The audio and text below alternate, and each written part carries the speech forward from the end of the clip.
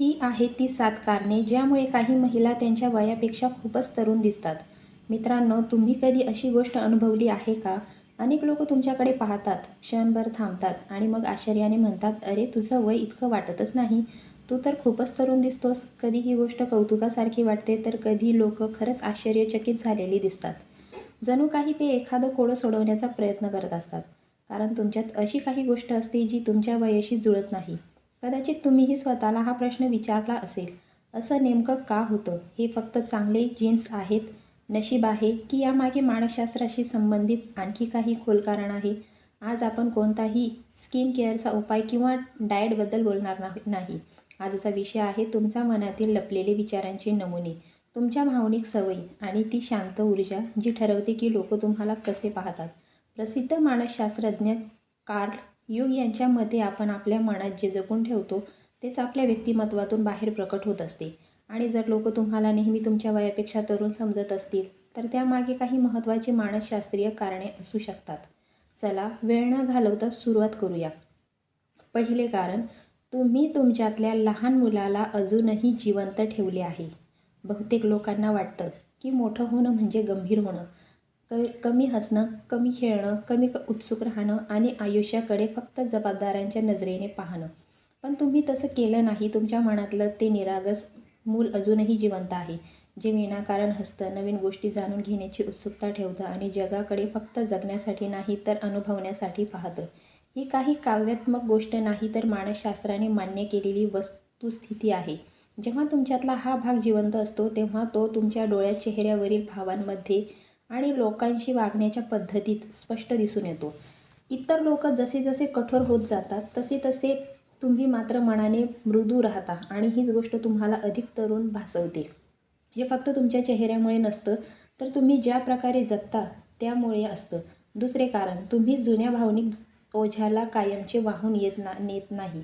अनेक लोक जुने दुःख, विश्वासघात, अपयश आणि निराशा आयुष्यभर मनात साठवून ठेवतात. हळूहळू हे भावनिक ओझं त्याच्या चेहऱ्यावर, शरीराच्या हालचालींमध्ये आणि त्यांच्या ऊर्जेमध्ये दिसू लागते. पण तुमच्यात एक वेगळी सवय असते. तुम्ही भावना खोलवर अनुभवता, पण त्यांना कायमचं धरून ठेवत नाही. त्या तुमच्या मनातून वाहू देता, त्यांना स्वीकारता आणि पुढे जाता.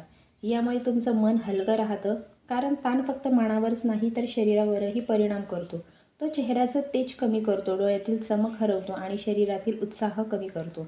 पण जेव्हा तुम्ही तो ताण सोडून देता तेव्हा ते ओझं तुमच्यावर राहत नाही. लोकांना कदाचित यामागचं कारण समजत नसेल, पण तेही गोष्ट नक्कीच अनुभवतात. तिसरे कारण, तुम्ही वर्तमानात जगायला शिकलात. बहुतेक लोक प्रत्यक्षात वर्तमानात जगतच नाहीत.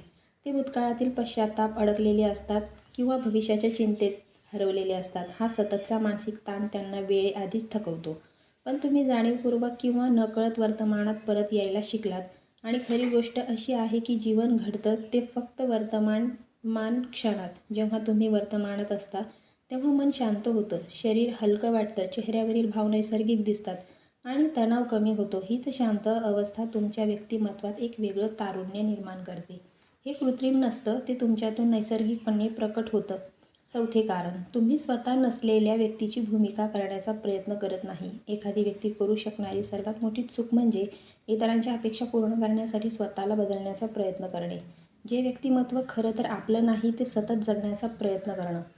असं आयुष्य जगताना मनामध्ये सतत संघर्ष सुरू असतो. प्रत्येक वेळी स्वतःला सिद्ध करण्याची धडपड, लोकांना खुश ठेवण्याचा प्रयत्न आणि नाकारले जाण्याची भीती.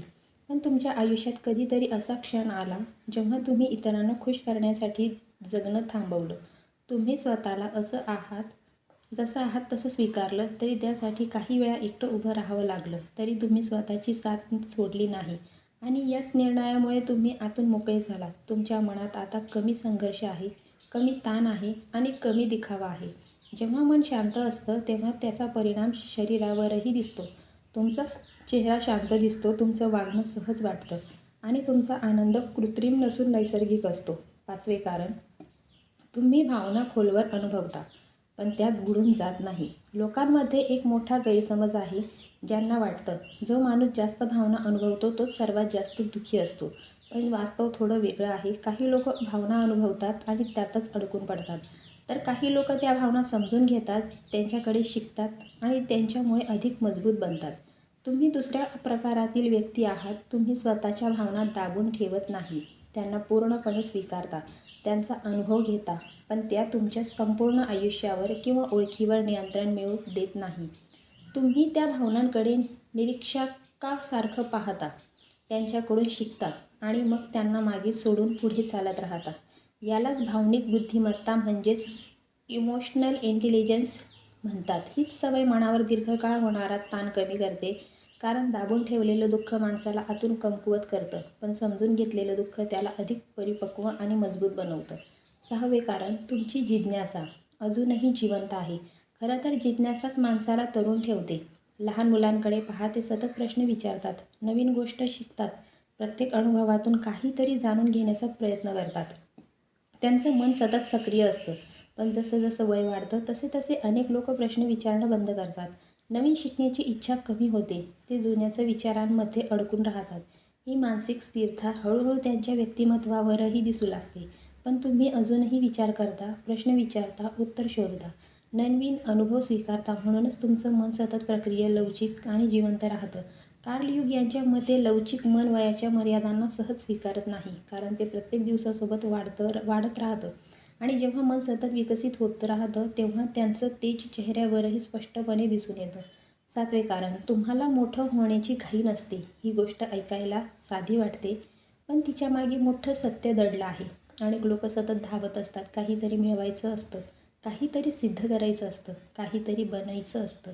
नेहमी इतरांपेक्षा पुढे जाण्याचा प्रयत्न करत राहतात. ही सततची धावपळ आणि स्वतःवरचा दबाव हळूहळू त्यांच्या मनावर आणि शरीरावर परिणाम करू लागतो. ताण वाढतो, चेहऱ्यावरील नैसर्गिक तेज कमी होतं आणि ते वयापेक्षा अधिक थकलेले दिसू लागतात. पण तुम्ही वेगळ्या पद्धतीने आयुष्य जगता. तुमची ध्येय आहेत, स्वप्न आहेत, तुम्ही प्रगतीही करता. पण प्रत्येक गोष्ट लगेचच मिळाली पाहिजे अशी अस्वस्थता तुमच्यात नसते. तुम्ही आयुष्याला त्याच्या नैसर्गिक गतीने पुढे जाऊ देता. यामुळे तुमच्यात एक शांत ऊर्जा निर्माण होते. तुम्ही वेळेवर दबाव टाकत नाही, म्हणून वेळही तुमच्यावर तितकासा परिणाम करू शकत नाही. सोप्या शब्दात सांगायचं झालं तर तुम्ही शांतपणे पुढे जाता, म्हणून काळ तुमचा पाठलाग करत नाही. म्हणूनच जर लोक तुम्हाला नेहमी तुमच्या वयापेक्षा लहान समजत असतील तर ते काही चमत्कार नाही. ते फक्त तुमचा चेहरा पाहत नाहीत, ते तुमच्यातील ऊर्जा अनुभवत असतात.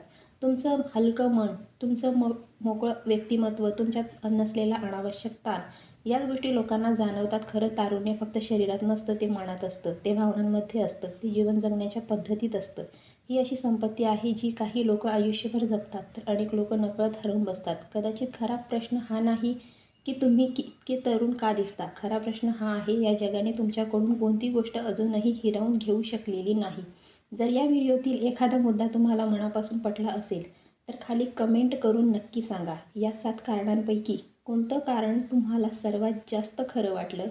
तुमच्यातलं निरागस मूल, भावना हाताळण्याची पद्धत, वर्तमानात जगण्याची सवय की आणखी काही? आणि जर तुम्हालाही अनेकदा लोकांनी तुमच्याकडे पाहून तुझं खरं वय किती आहे असा प्रश्न विचारला असेल तर तुमचा अनुभवही कमेंटमध्ये जरूर लिहा.